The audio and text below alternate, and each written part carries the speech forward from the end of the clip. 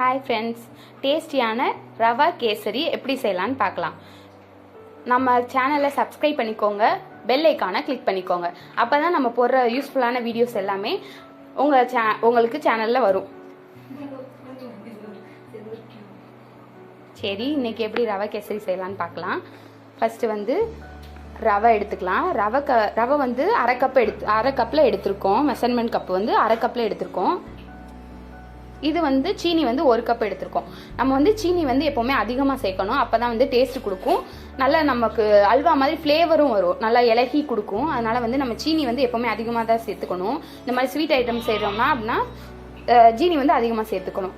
அதுக்கப்புறம் முந்திரி பழம், கிஸ்மிஸ், முந்திரி இல்லை, நெய் எடுத்துக்கணும். நெய் அதிகமாக சேர்த்தாதான் டேஸ்ட் கொடுக்கும். அதுக்கப்புறம் நம்ம ஆயில், நம்ம வீட்டில் யூஸ் பண்ணுற ஆயிலே எடுத்துக்கலாம். எந்த ஆயிலோ, நீங்கள் கோல்டு வின்னராக இருக்கட்டும், எந்த ஆயில் யூஸ் பண்ணுறீங்களோ அந்த ஆயில் எடுத்துக்கோங்க. சரி, இப்போ எப்படி ரவா கேசரி செய்யலான்னு சொல்லிட்டு வீடியோக்குள்ளே போகலாம்.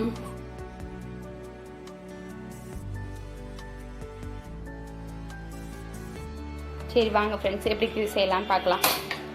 ஃபஸ்ட்டு ஸ்டவ் ஆன் பண்ணியாச்சு. அடுத்து பேனை வச்சாச்சு அடுப்பில். அது ஹீட் ஆகட்டும்.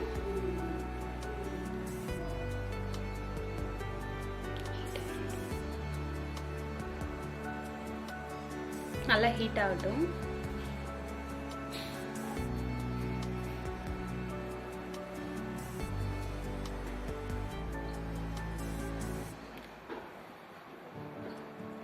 ஹீட் ஆயிடுச்சு. நம்ம எடுத்து வச்சிருக்க ரவையை ஆட் பண்ணிட்டு கொஞ்சம் கொஞ்சமாக ஆட் பண்ணிக்கலாம். ஆட் பண்ணிட்டு லோ ஃப்ளேம்லேயே வச்சுக்கலாம். ஏன்னா பொன்னிறமாக வறுக்கணும், அந்த கலர் மட்டும் சேஞ்ச் ஆகணும். அதுக்காக நம்ம லோ ஃப்ளேமில் வச்சுட்டு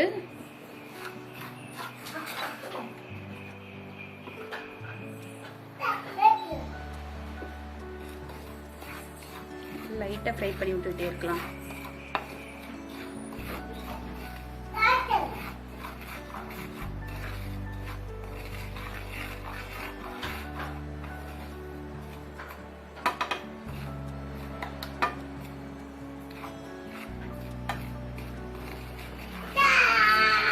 நீங்கள் பிகினர்ஸாக இருந்தால் கூட நம்ம வீடியோ பார்த்தா உங்களுக்கு தெரிஞ்சிடும்.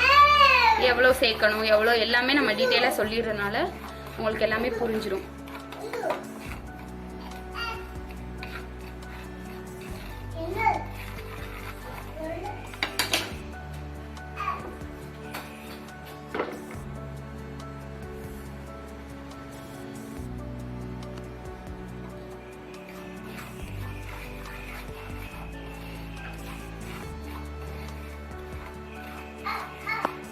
கலர் சேஞ்ச் ஆகிருக்கிறது நீங்களே பார்க்குறீங்களா ஃப்ரெண்ட்ஸ்?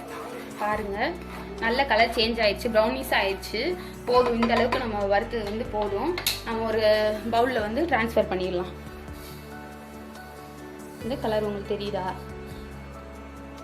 பவுலில் ட்ரான்ஸ்ஃபர் பண்ணியாச்சு. அடுத்து அதே பேனையே அப்படியே ஹீட் பண்ணிட்டு நம்ம முந்திரி, திராட்சை ரெண்டையுமே நெய் ஊற்றி ஃப்ரை பண்ணி எடுத்துக்கலாம்.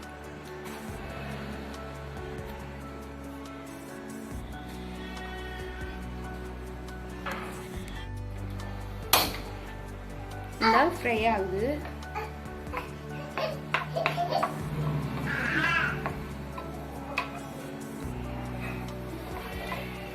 நல்லா இந்த மாதிரி பால் மாதிரி வரணும்.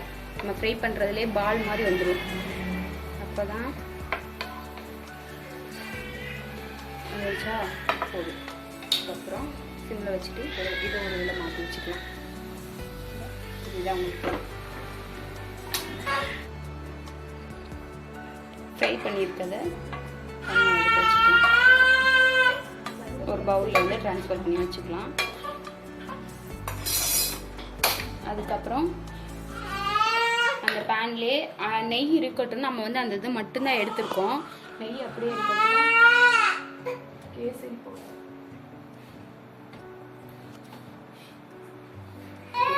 இந்த நெய்யில் கொஞ்சோன்னு மட்டும் கேசரி பவுடர், நம்ம கலருக்காக தான் கொஞ்சோன்னு மட்டும் சேர்த்துக்கலாம். சேர்த்துட்டு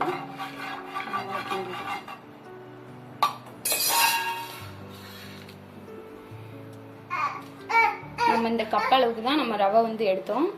அதே அளவுக்கு தண்ணி வந்து 2 இது அளவுக்கு ஊற்றிக்கலாம். நம்ம ரவை எவ்வளோ எடுக்கிறோமோ அதுக்கு 3 மடங்கு தண்ணி ஊற்றணும். அதனால் நம்ம அரை கப்பு தான் எடுத்தோம். இப்போ 1 கப்பு தண்ணி, அடுத்து இன்னொரு கப்பு தண்ணி ஊற்றிக்கலாம்.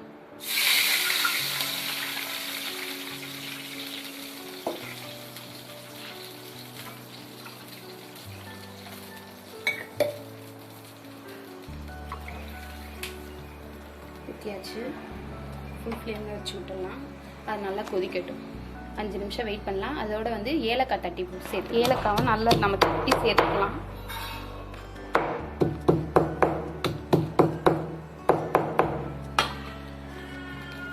தட்டியாச்சு. தட்டி அதோட சேர்த்துக்குவோம். அதில் உள்ளே இருக்க விதை தான் நமக்கு முதல் இம்பார்ட்டன்ட். அதனால் வந்து அந்த விதையை உள்ளே போட்டுக்கலாம்.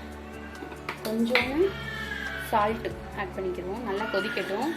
கொதிக்கிற வரைக்கும் ஒரு 5 மினிட்ஸ். நல்லா கொதிச்சிருச்சு.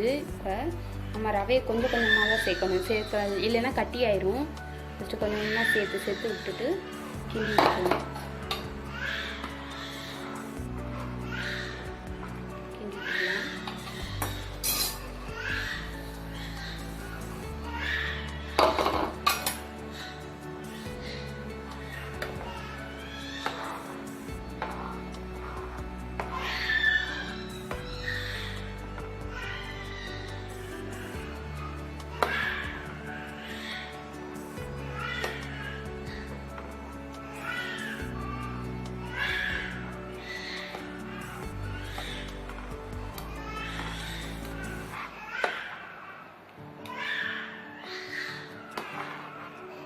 நமக்கு கலர் சேஞ்ச் ஆகிக்கிட்டே நம்ம சீனியை சேர்த்துக்கலாம். நமக்கு நல்ல ஃப்ளேவர் வந்துருச்சு. வந்து சீனி ஆட் பண்ணிக்கலாம். சீனி ஆட் பண்ணிக்கலாம்.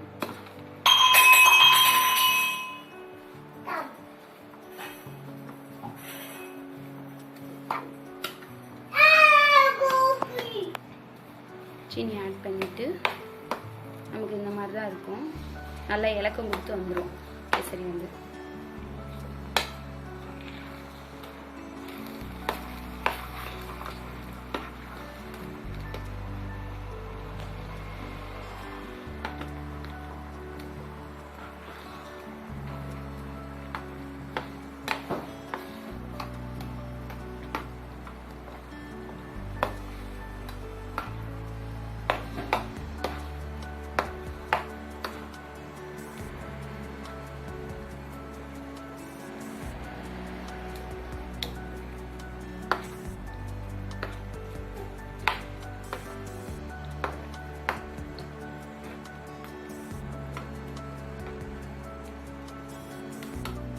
டேஸ்டான அல்வா மாதிரி கேசரி ரெடி ஆயிடுச்சு. இப்போ நம்ம ஃப்ரை பண்ணி வச்சிருக்க கிஸ்மிஸ் பழத்தை இதோட ஆட் பண்ணிக்கலாம். ஆட் பண்ணியாச்சு.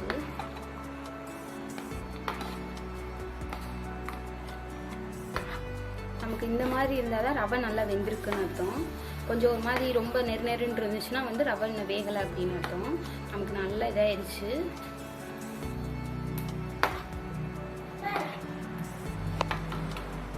டேஸ்டான கேசரி வந்து ரெடி ஆயிடுச்சு.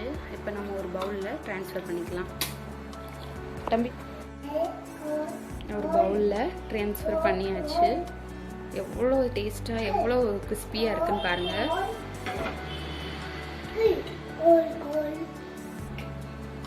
கேசரி ரெடி. டேஸ்டான கேசரி வந்து ரெடி ஆயிடுச்சு. இன்னும் சர்வ் பண்ணி எல்லோரும் சாப்பிட ஆரம்பிச்சிடலாம். இந்த மாதிரி யூஸ்ஃபுல்லான வீடியோ வேணும்னா நம்ம சேனலை சப்ஸ்கிரைப் பண்ணிக்கோங்க. பாய்.